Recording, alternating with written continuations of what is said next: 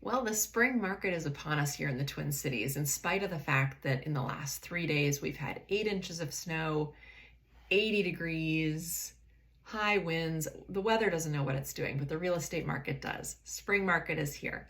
I wanted to give you a quick update on what we've been seeing in the market as far as inventory, appreciation and pricing, and market time.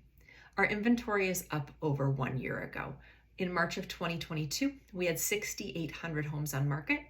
And now, as of March of 2023, we have 7,600 homes on market. That's an 800 house increase. Percentage-wise, that's a big chunk. However, in a balanced market, we have about 22,000 homes on the market. So we're still sitting at about a third of the inventory that we really need in order to tip the scales to more of a balanced and favorable market for all parties. We're still very heavily in a seller advantage market.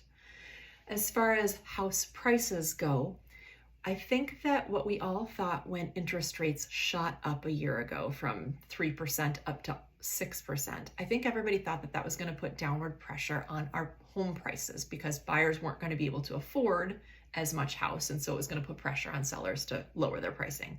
Well, that has not happened. Because of that low inventory, sellers are still very much in the driver's seat. In fact, we saw a 7.2% increase in average sales price in the last year.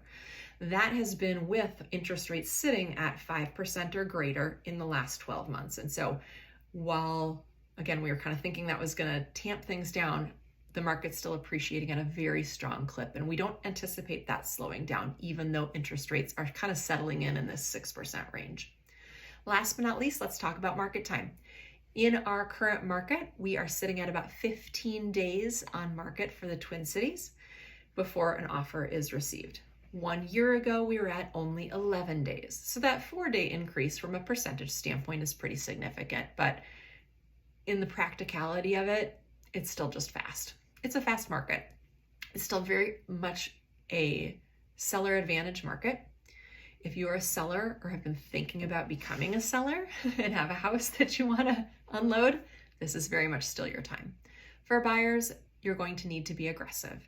It's important to get out there with somebody who can guide you right away, who can advise you on where to be if you find yourselves in a multiple offer situation. I can only think of one property that I've sold all year so far that has not been in a multiple offer situation. Multiple offers are still very prevalent. So as a buyer, you have to just be ready to make a move pretty quickly.